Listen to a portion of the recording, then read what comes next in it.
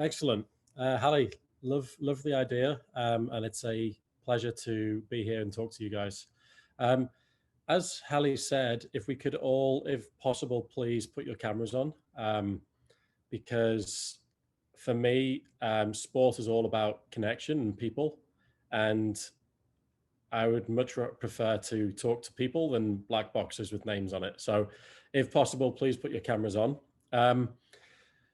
And so I'm not sure really where to start with this. I know that there's a lot of people here who want to work within sport, whether they're athletics or on the business side of sports or the coaching side of things or the mentoring side of things, but you have some sort of interest in pursuing a career, whether athletic or being involved in the sport.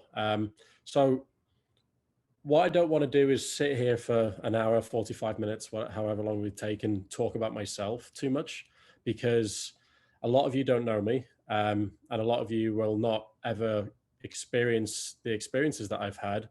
But what I'd like to do is almost share the principles and the learning tools that I've learned along the way that have helped me develop myself and also allowed me to step into the career of sport and really pursue it and really help a lot of other people in sport as well. So if we can just take a quick 2 minutes if we just go around the group and you say what you're interested in within sports and why you actually joined the series, if that's okay. So like a 10-second, I've joined this series because I want to be a professional baseball player, for example. So if we start, I'll go down the participation list. I guess we'll go with Hallie last, but let's go with Alex to begin with. All right, so I'm a sophomore in high school, and I'm not really, at least currently, don't have an interest in pursuing anything sports related professionally in the future. But I definitely want to find a balance with how I, either for a team, like just for recreationally, be able to find a good schedule that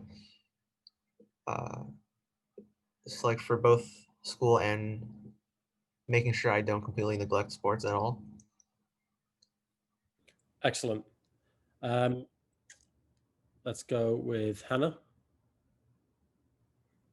Yeah, hi. So I'm not currently a very serious athlete. I'm in law school right now, but I'm really interested I rode horses competitively throughout high school and college a bit, and I'm just really interested in learning more kind of on the athlete mindset type of thing and how to, I think I really admire that about Hallie and other athletes I've witnessed in terms of how they kind of think about grit and overcoming challenges. So I'm just really interested in learning a bit more about that. Excellent. Harper?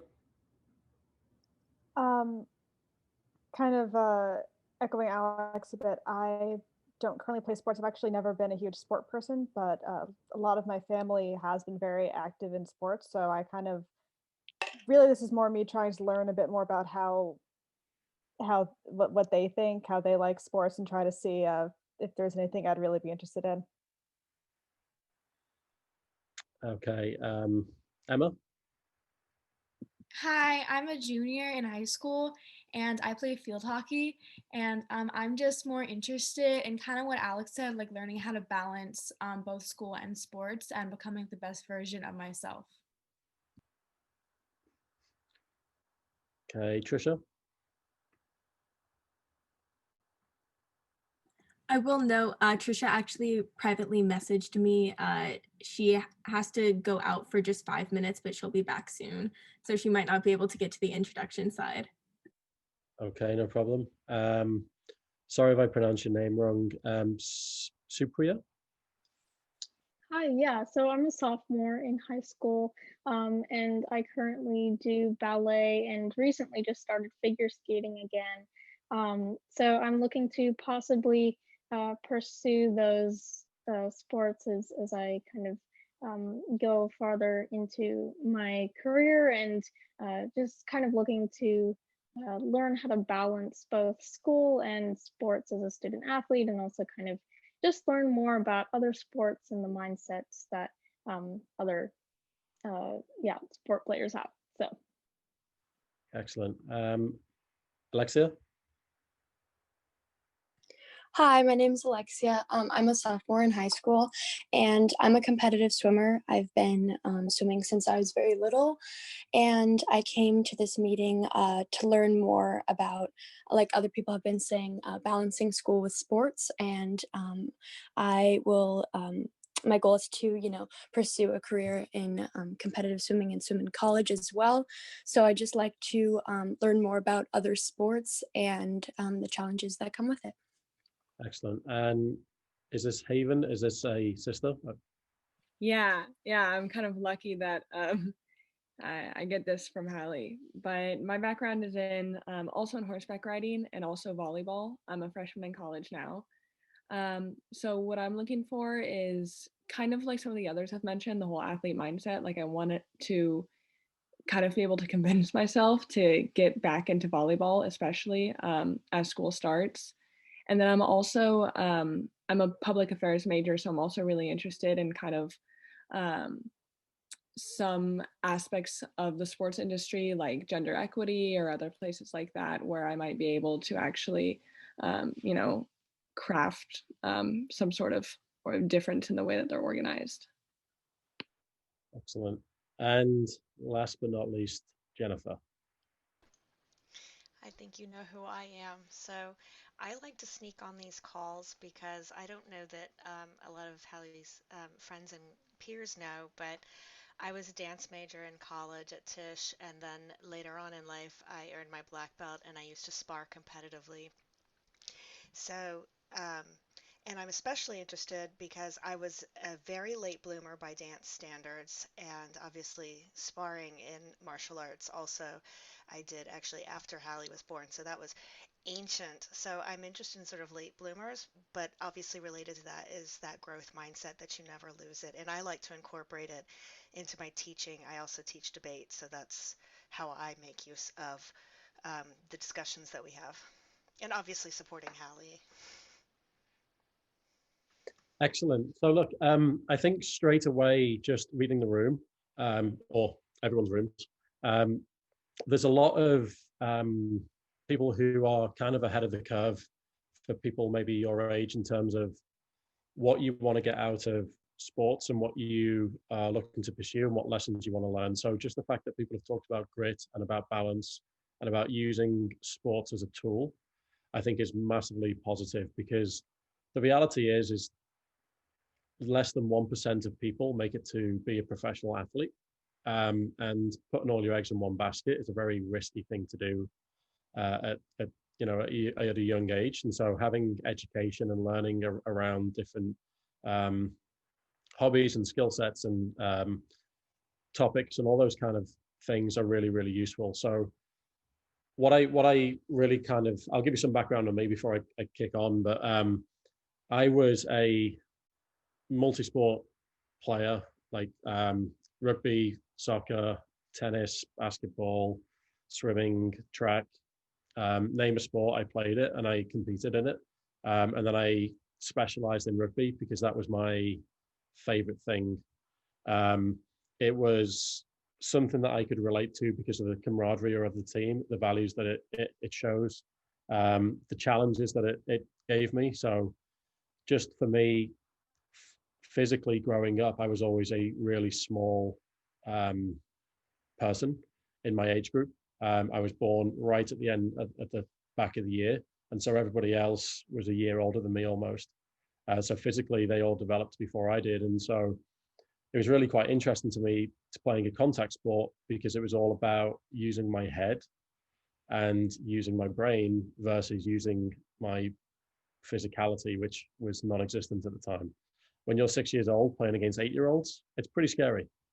When the 8-year-olds are running all over you. When you're 14 years old and you're playing against 16-year-olds, still scary. But what it allowed me to do was really think about this growth mindset and this grit and using your head more than using the physical aspect of sports. And that really helped me because I went through 10 years of injuries, major injuries, surgeries, spinal injuries. I went through a lot of injuries, and what that allowed me to do was really hone in on my mindset and then really help me develop who I am, which is what I want to do moving forward, which is helping other people develop the mindset that we've been talking about. So I want to talk around this age group. We've got an average age of what's, I'll say, anywhere from freshmen in college to juniors in high school. So 16 to 20. Would that be a yes? Just give me a nod if that's the case. About right. Perfect. And so what are you going to do from this day forward for the next 10 years of your life? How are you going to better yourselves? How are you going to continue your education? How are you going to continue to use sport as that tool? And so what I want to ask a question to is, what in your life do you say yes to? So when we talk about that, continuing that 10-year goals, those, where do you want to be in the future? What do you say yes to? And so if you guys can all, you've got the ability to put the thumbs up right on the screen. Yep. So I'm going to ask a couple of questions and I'll see if you guys, if you want to answer. So if it's a yes and you want to answer positively, put a thumbs up or a heart. And if you don't think that you will answer the question yes, then leave it blank. Sound good? Or actually doing thumbs up, not the reactions. Okay. So first things first, what do you say yes to? Do you say yes to helping people? Okay. Do you say yes to helping yourself? Do you say yes to learning? Do you say yes to growing? Do you say yes to trying new things?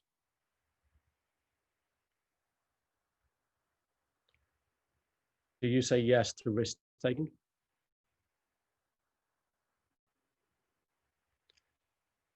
Do you say yes to stepping outside of your comfort zone?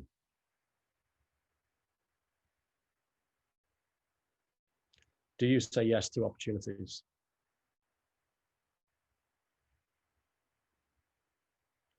Okay, so that's my yes questions over with. When I was asking those questions, we can just write it in the chat, or if you would like to, you can speak. How did you feel when you're answering those questions? Unsure? Haven, what were you unsure about? I mean, they're all questions that I want to be able to say yes to, you know, very clearly. But when it came to questions like, am I willing to try new experiences or help myself, then I think I tend to hesitate more in pursuing those. Okay, so is that an area where you can change? I hope so. How do you change that? I don't know, just starting to, a lot of what I try to do to take care of myself more in that way is talk to other people about it, to be more conscious about it, and to make actual, like, achievable goals for myself in those areas. Excellent. So going first is always difficult. Anybody else want to share what they were feeling during those questions?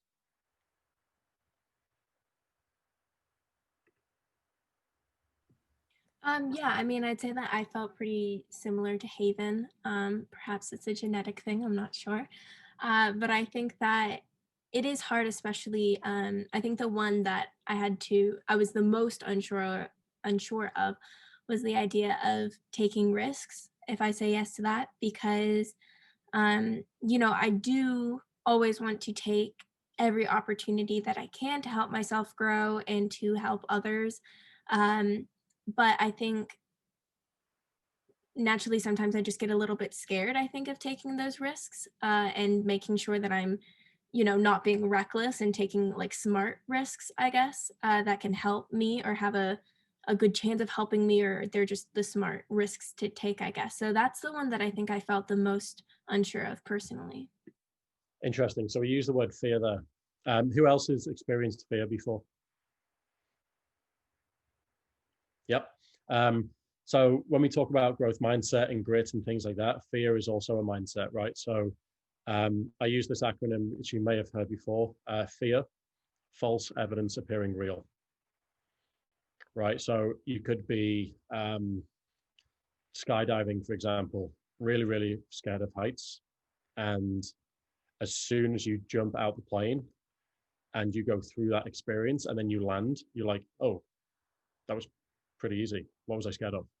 Right? Or the first time that you maybe walk into a new classroom in a new school that you've never seen before, and it's like, oh, this is really scary. Or taking that first step into college, or whatever experiences that you actually feel that you're afraid of or in fear of.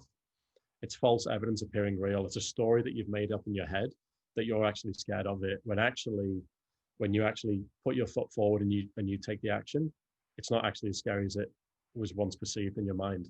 So I would agree with you in terms of the risk taking. There's risk taking and then there's calculated risk. And understanding that calculated risk and then having the mindset of the fear doesn't actually exist. Right. So when I talk about fear and in that kind of mindset is playing the contact sport rugby when I'm 6 years old, tackling 8-year-olds, I can remember an experience where I was really petrified being on the field. And I made my first tackle against an 8-year-old and it felt completely fine and it was completely excellent in my head. And I was so happy that I just went around telling everybody at home for a week that I'd made a tackle against an 8-year-old. And then I look back at it and I'm like, why was I so happy?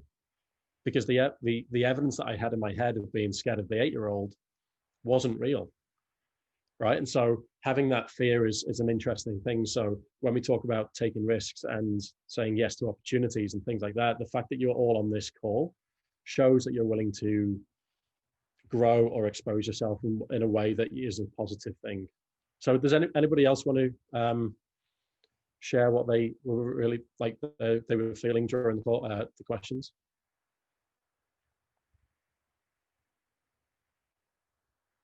Otherwise, I'll pick on people. Oh, I will. One of the questions was early on, and this may be a generational thing or just a mom thing, but doing it for myself. I'm all about education and all this other stuff. I was like, yeah. And then, wait, but that question, and then I kept answering yes to some of the others, but I realized that actually, unless I answered yes to that particular question of doing it for myself, then I wasn't actually being quite 100% honest about the other questions. They were more like, yes, that's who I would like to be, but I don't know that I'm quite there. I have been there before. I'm just not currently there. That's really quite a unique feeling, isn't it? Is, you know, everybody said yes straight away to helping other people, which is phenomenal, right? There's not enough people in the world that want to help people. However, what you'll find is in the next few years, if you continue to help people and take risks and do all these kind of things that we talked about, unless you actually help yourself, it's very difficult to help others. So Alex talked about how he wanted to balance, kind of like use sport as a tool to help himself grow and use that as a tool to promote himself and propel himself forward. So how many of us as sport fans exercise daily? Thumbs up. Who exercises daily?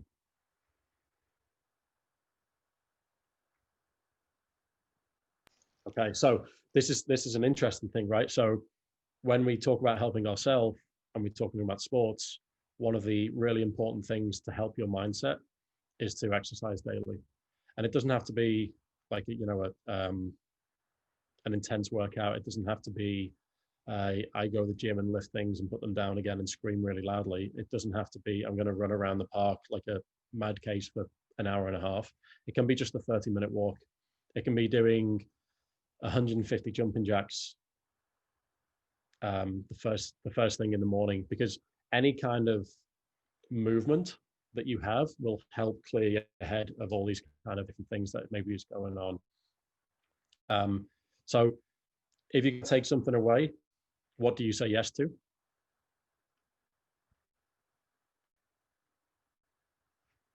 Exercising daily. Yep. So, okay, I've got some other questions which we'll go through. Who do you owe?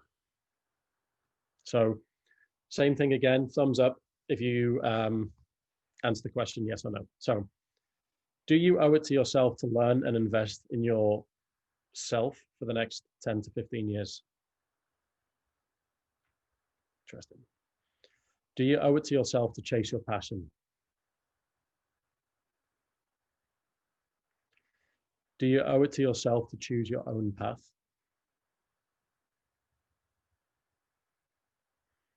Do you owe it to yourself to be happy? So many thumbs up. Okay, who wants to share this one? There's a few more smiles in this. Who wants to share this one? What were we thinking, feeling at the time? I'll go first, I guess. I think for this one, it was more that like I wanted to say yes to these a little bit more in the hypothetical.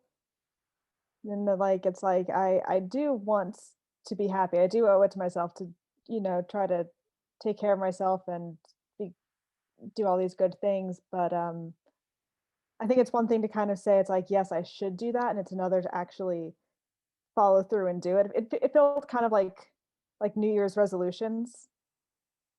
Like, oh yeah, absolutely, absolutely, I'm gonna keep my room spotless all year, and then 3 weeks later, it's like, maybe not. So I think that's kind of where how I was feeling with some of those questions is that it's like I want to say yes and I want to do all those things, but I don't always know how realistic that is. Sure. Who else has experienced that kind of mindset? Excellent. Anybody else want to share their thoughts or feelings when talking about what you owe yourself? Yeah, so it's like what Harper said, hypothetically, those are pretty broad questions of like, do you want better things for yourself? So logically, of course, everyone wants, right, better for themselves. But then it's like, I look at where I am right now and what tangible steps that I have to take because I'm not sure what I'm passionate of. I have some tangible goals in the future, but it's like, by the time I'm able to like reach those goals, it's like, I'm not sure if my passion will change. I'm just kind of going along with it right now. And it's like some things I know I should do. Like I'm sure everyone procrastinates. Like I know the moment I get an assignment, I should do it.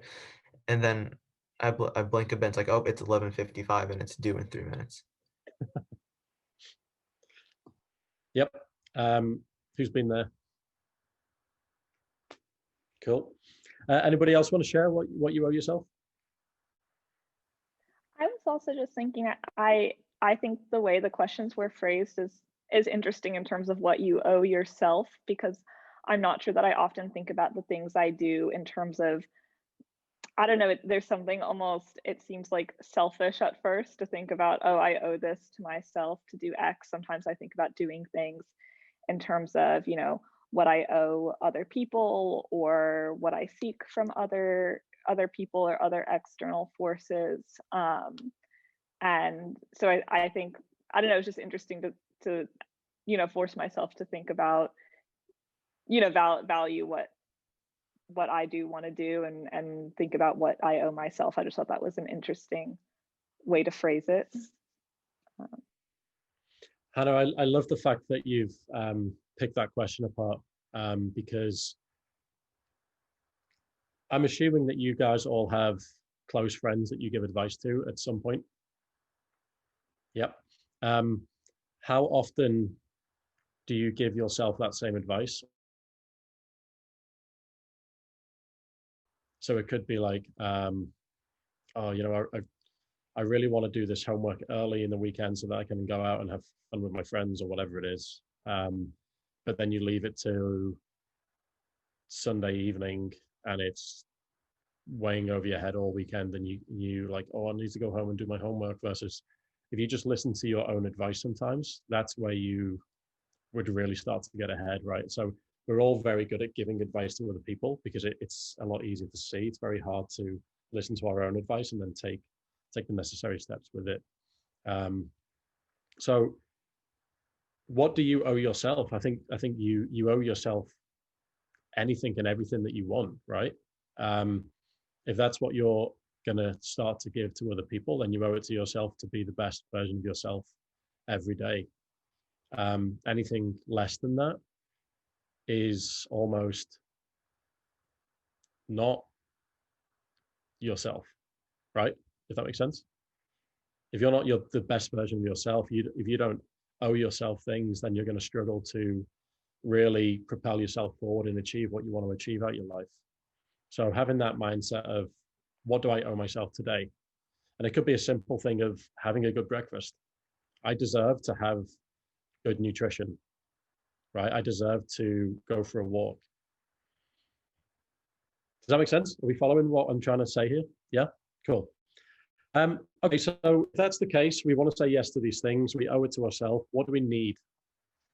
And so let's just take 5 seconds, 10 seconds, 20 seconds, just write in the chat, what do you think you need in order to be successful in saying yes to these things and to owing these things to yourself?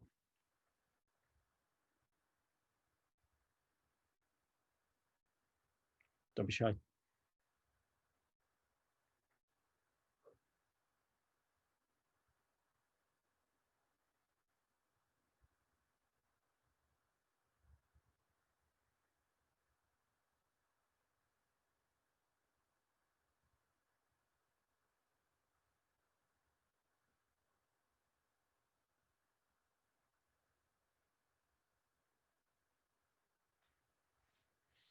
Okay, interesting.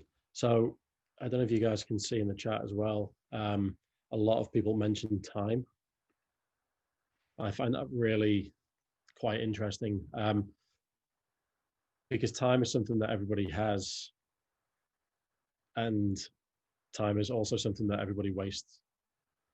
And so you guys are in a position right now at the age that you are is to learn from everybody else's mistakes that have gone ahead of you and really take advantage of time, because you have an abundance of time.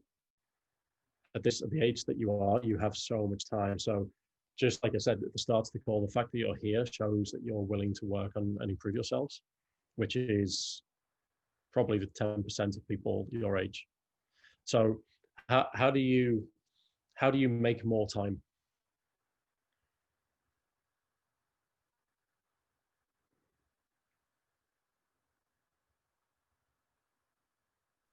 I find that it really helps me to have an idea of what my schedule is going to be like for each day, and it doesn't have to be super rigid, but I find that I tend to waste a lot more time when I don't have any plans or I don't prioritize things to get done throughout the day, because it's just easier to procrastinate, I guess, that way. Yep. I mean, I think I even said it as well there. Just having a schedule or rearranging priorities. How else can we make time?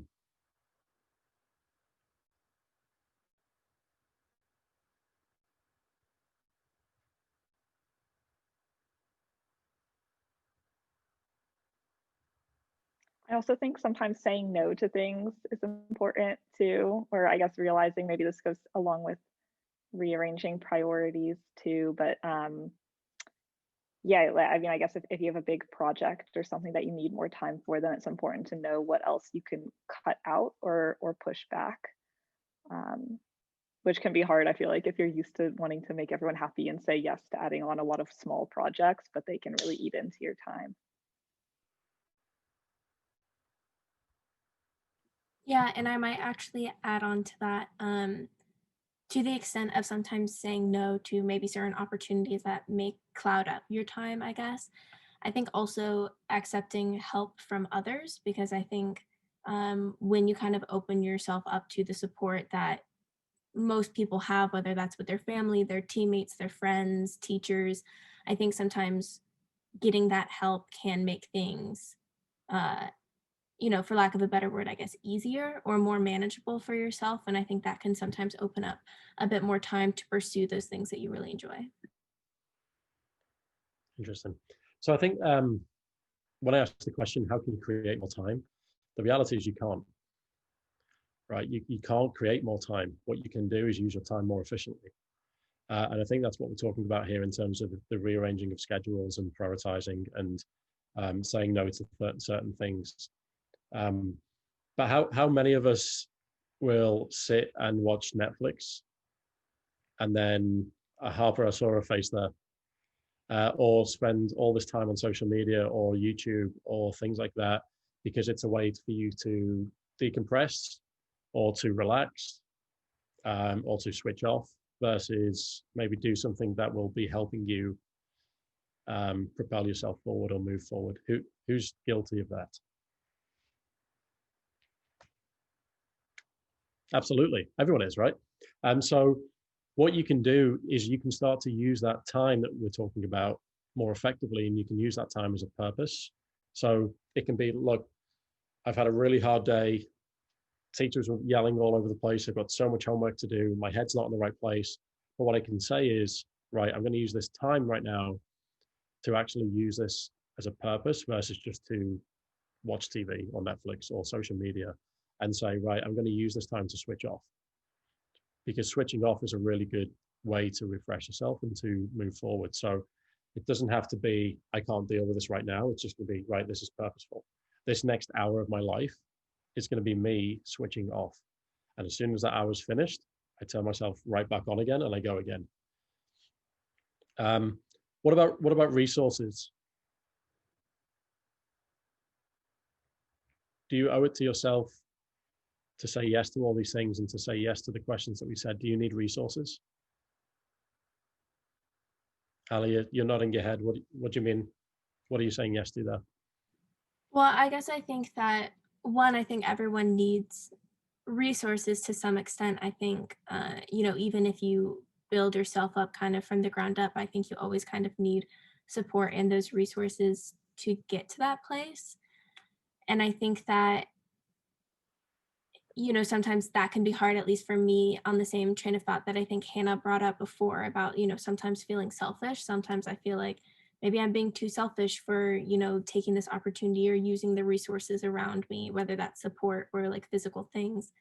But I think being of the mindset that you do owe it to yourself to take advantage of the resources around you, I think can be really helpful and have helped me in the past. Excellent. So let's just share a couple of things. What are examples of resources that we can use?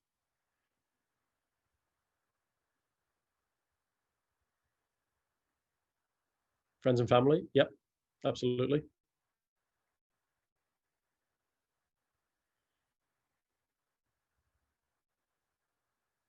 Support and advice from mentors? Absolutely. Physical facilities?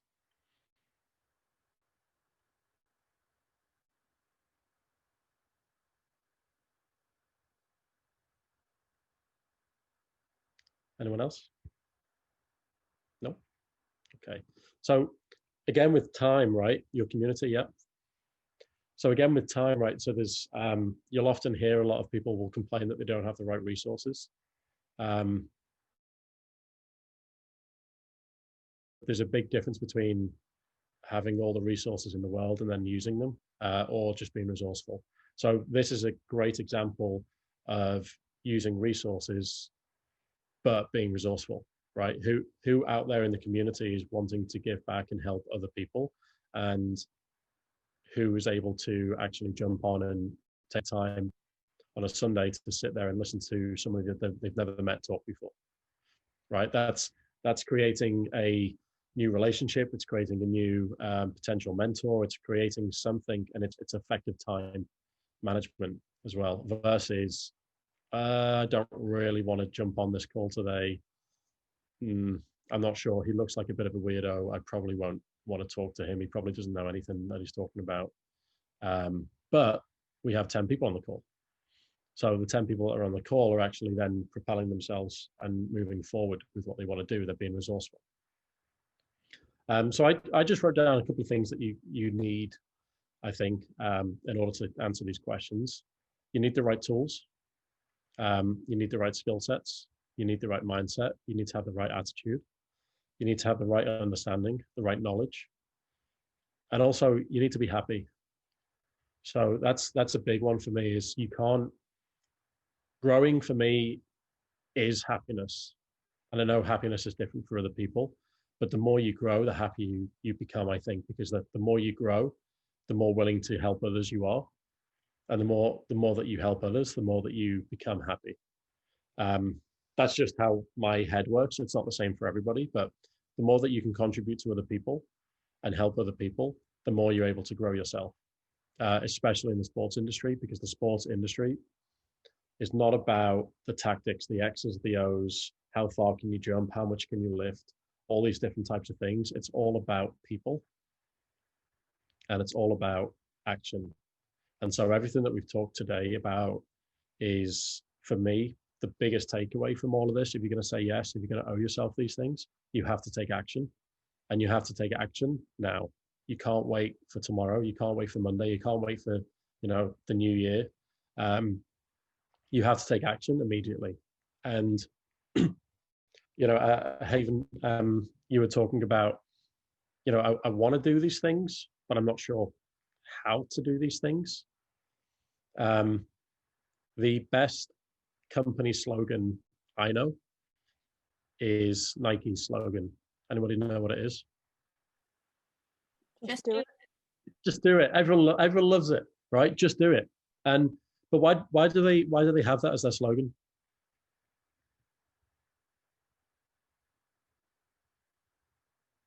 I guess because it's true. To be, successful or to get something done, you just have to do it at a certain point.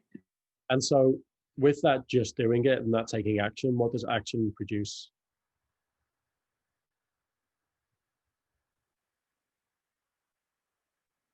Results. Excellent, right? There's no trick questions here. Actions produce results. Those results can be learned upon, or they can be celebrated.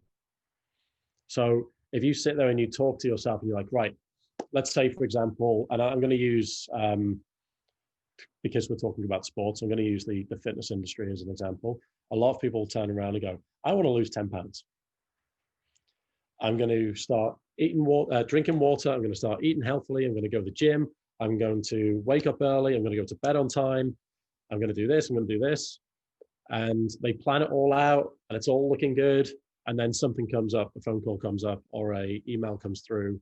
And it's like, well, have you taken any action yet?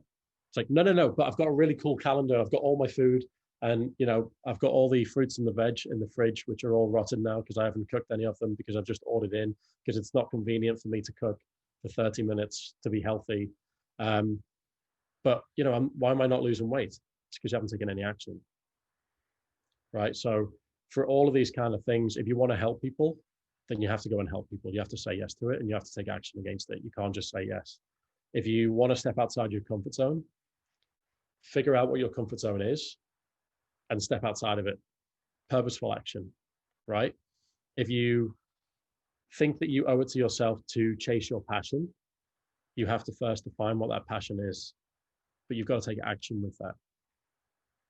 If you want to learn and grow, then you have to take action, learning, growing. You can't just sit there on social media for 12 hours a day versus read for 12 hours a day. I'm not saying read for 12 hours a day, but what you can do is you can take purposeful action. Does that make sense? And these are just some principles that I've learned throughout my life. I'll give you a little brief understanding of what I went through. What's this? Excellent. Love a bit of Dolly Parton in the morning. So I pretty much said yes to, I knew exactly what I wanted to do at the age of 8, I think it was. I had a load of cousins that I was always really, really good with. I was really good at just like entertaining them and babysitting them and doing all these kind of things. And I was also obsessed with sports. And so I had conversations very, very early on with my mum and my dad around being a PE teacher, physical ed teacher. I was like, okay, I can do that. Kids and sports. I like these two. Combine them together. What are they? Phys ed teacher. Cool. But then as time went on, I realized that I didn't really like doing paperwork. And I didn't like people telling me what to do. So being a phys ed teacher wouldn't really make sense, because you've got somebody telling you what to do in terms of a curriculum, and you've got to do a lot of paperwork in order to keep compliant with what you need to be doing. So I was like, okay, the coaches are different. Coaches can dictate their own path. They don't have to do as much paperwork as often, but it's still working with people and working in sports. So I started coaching when I was 14, and coaching these little 10-year-olds running around, and I'm there thinking I'm so knowledgeable because I know everything about the sport. I didn't. And I learned, and I said yes to everything. So anytime that I got asked to coach or assistant coach or take somebody as one-on-one, I said yes to it, because it just helped me learn not about the sport, but about people and dealing with people. But what I did is I took action. I found something that I really enjoyed, and I took action, and I took it to the extreme. Well, not really the extreme, a healthy amount of extreme. And so I then, became a certified coach at the age of 16, certified referee at the age of 16. And my first year of refereeing, I refereed over 60 games, which this might not mean much, but that's a lot for a 16-year-old to do. Which is why when I talk about time, at 16 in the UK, which is where I'm from, you're going through all these really important exams. And I was still able to go and do the things that I prioritized and made time for myself to do. And then I went to college and studied coaching, and got my master's in coaching as well. And I just said yes to every opportunity to develop my passion, my skill sets, my mindset. And what I haven't ever done is said that I don't have enough time to do those things. What I have said I don't have enough time to do is do things that I don't like to do or that don't interest me. So I'm dyslexic, and so learning languages is really difficult for me.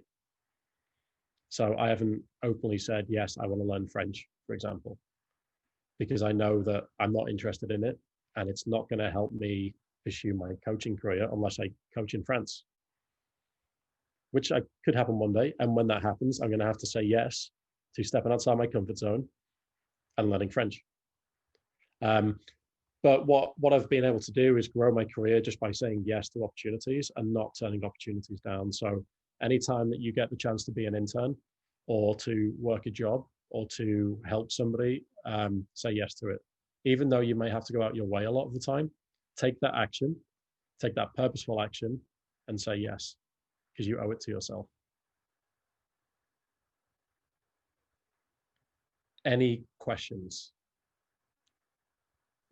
I actually just had a question kind of from that. I think personally, it can be hard for me to, prioritize some of my interests or really, sometimes commit to a certain interest, because there's so much I would love to do. And I do have a lot of interests. And like you said, kind of in the beginning of the talk, I don't want to put all my eggs in one basket. I want to be able to explore different interests and different kind of paths.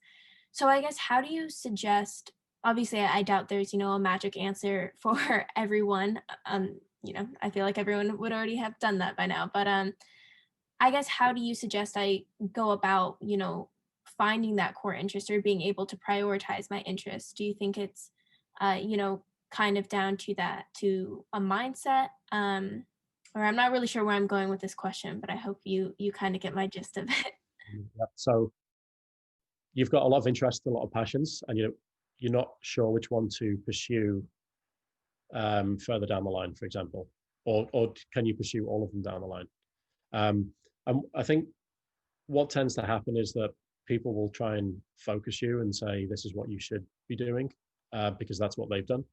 But if you have the ability to manage, execute, and perform and still keep a balanced, healthy life, then pursue as many things as you want to pursue. Because if that's what makes you happy, then that's really cool, right? You want to do things and pursue things that make you happy. A lot of people, and this is advice just coming from me, it's not necessarily correct advice, maybe. A lot of people pursue money very, very early on. And then further down the road, they become unhappy because they said, oh, I wanted to do this. I should have done this. I could have been this, but I chased a 9-to-5 job or whatever it is. And so for me, I never went down that route, and I've been happy all my life because of what I do and who I am. I'm very comfortable in sharing my vulnerabilities with people. I'm very comfortable with helping people. I'm very comfortable telling people that I don't earn that much money doing what I do, but I love what I do every single day. And I wake up in the morning and I love to do it. And I think that's when you find a passion that's what you want to do, and that's okay, then that's what you should continue to do. So maybe at this age, what would you do if money was no object in life? So a lot of people have said, or a couple of people have said horse riding, like horses make them happy. You can make a career in horses, right? You can make a career in anything that you want to do if you are happy doing it and you're passionate about chasing it. If we look at, I'm trying to think, who's the J.K. Rowling who wrote Harry Potter? Okay, she had so many critics for so many years, and she just continued with her passion, and then all of a sudden, bang, right? Or there's the first female billionaire, I think, I can't remember her name. I think it's either Kate or Rachel. I think it's Kate. She was the inventor of Spanx. I don't know if anybody knows that, but she had a passion that no one believed in, and she forced her way into the retail world, and she got one little opening in the retail world. She got like a little corner of, I think it was like a Macy's or something, and she went there and she sold her product to everyone that walked past. She didn't even work for the store. She was just a customer in the store, but she sold the product, and it grew and it grew and it grew and it grew, and she became a billionaire. Like that's kind of the passion and the drive that you want to find. And so once you find that, hold on to it and work at it. 100%. That's really helpful. Kind of getting into that mindset of what really makes me happy. So I'll be working on that for sure.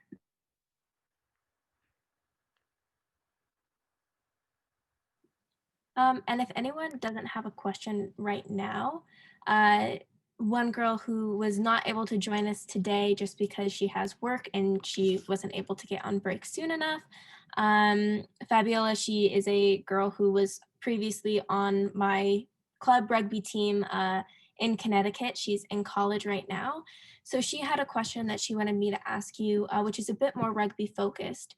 She was wondering what collegiate players can do to play more competitively if their school only offers club rugby or just not as many opportunities through the school. Yeah.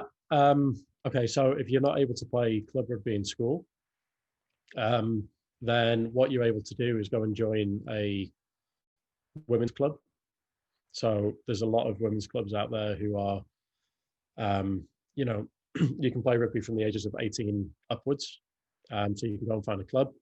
If you are a special player, special athlete, you can always join the Northeast Academy or American Pro Rugby Training Center. And so it's just being able to find those connections or the right people to point you in the right direction. So if you want to share her contact details with me, I'll point her in the right direction of a club near her where she can probably go and join. You got it. I'll message you after the talk and I'll share along her contact information. Thank you so much. One of the things that I love about college is that you often have club sports even if you can't play at the competitive level. I love the opportunity for people to reinvent themselves and to try new things. That's just an aside. Sorry.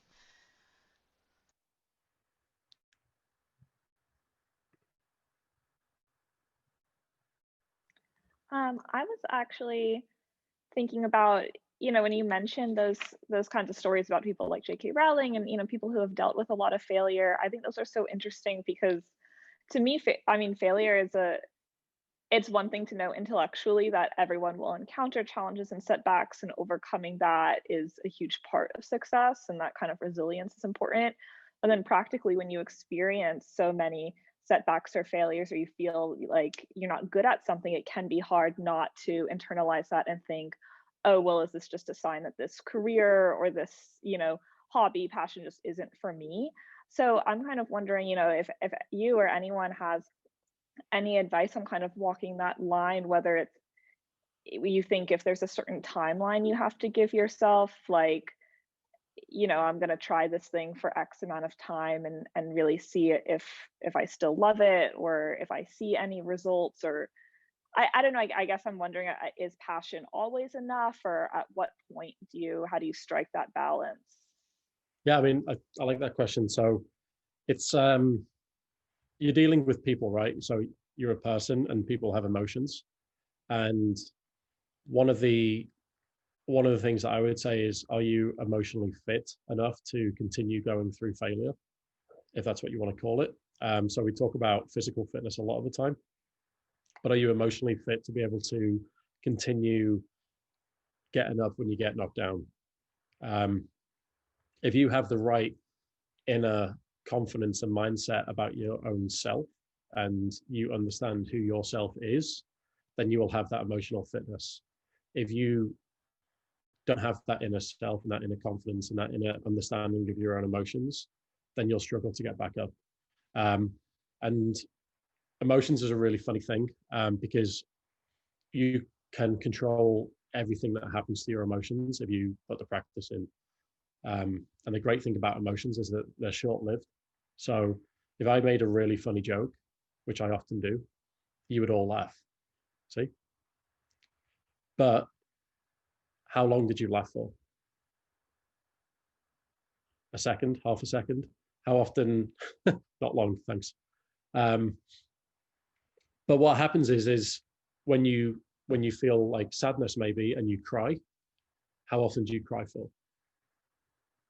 It's very, very short-lived. And what you can do is you can start to take control of those emotions. And that feeling of failure is almost like an emotional reaction. It's like, oh, I missed out. But the reality is, it's like, so what? Right? Just take some more action and go again. If you can control your emotions, you can control your life, I think. And I've failed so many times, and I know that it's very cliche to say that. And a lot of the professional sports players will talk about how they failed over and over and over, and then they got success. But failure isn't a bad thing. So who's got a resume right now? Who's written a resume? Who has got a resume of failures? Well, it's not written down, but it certainly lives in my head. So a resume of failures is quite an interesting thing, because you could, for example, let's say you're in college and you want to go on to a master's program, and you've got to have certain criteria to get there. What you can do is you can go, right, I'm going to apply for this master's program, and then you don't get in. However, that your resume right now is just highlights, and it doesn't show what you've tried to accomplish. Right? So I tried to get into Harvard, for example, and I couldn't. But it shows that you've had the ability, the confidence, and the hunger to try and better yourself, maybe by going to a really excellent university. It could be that you've applied for a job that you really wanted and you didn't get it. But you can then go, right, well, that's what I've aspired to. So it's not necessarily a failure, as it is more of an opportunity or a pathway. And so you can go back and you can see all the things that you've attempted and not been successful at, and go, actually, I'm pretty proud of that. Does that make, I don't know if that helps at all, Anna. Yeah, I think that's great. Yeah, thank you. But it's just having the mindset of, hey, look, I might fail at these things, but everybody fails and it's part of life and everyone goes through it. There was, I think that the person who invented Spanx that I talked about, I think her dad asked her every single day when she came home from school, not what did you learn today, but what did you fail at? So what did you fail at today? And the more you practice failing, the more it becomes a lot easier to do, and the more risk taking that you'll do, and the more you'll put yourself out there and all these different kind of things. So what did you fail at today? And in order to fail, you need to take action, right? Yeah, absolutely. I think I really do need to, like, personally, I think I need to work on embracing some of those failures in our life. And I'm definitely going to be working on that mindset. I will say, I believe that we are just a few minutes over time, over an hour. So we can start, I think, wrapping up the meeting if that's all right with everyone. So I just want to say thank you so much, everyone, for being here and joining us. I think a few people had to step out a little bit earlier, but thank you, Rish, for being here. This is a really, really great talk, and I really appreciate you spreading your wisdom to our group and being a mentor for the speaker series. I will say I'm not sure when we're going to have our next meeting. It will be sometime in February. I believe we are going to have Integrity, an old actually dance teacher of mine who is a break dancer and is starting, I believe she is going to be participating in the Paris 2024 Olympics for breakdancing, because that's a new feature sport that they will be having. So she is an awesome person, really cool dancer, really cool athletic mentor overall, and does some gymnastics as well. So I suggest everyone who's here to join us when we have that meeting and for future meetings. So thank you all so much for being here. And thank you, Rish, for taking the time out of your Sunday to speak with us. Not a problem, guys. Thanks for having me. And if anybody wants to follow up with me and talk to me, maybe as a one-on-one, please feel free to. And Hallie, if you want to share my email, that's completely fine. Absolutely. In the Skype chat, which I included at the top of the chat, should be one of the first notifications. You guys can join that Skype group chat, and I will also share any contact information if you reach out to me directly. Awesome. Well, thank you guys so much, and I will see you at our next meeting. Bye, guys. Thank you.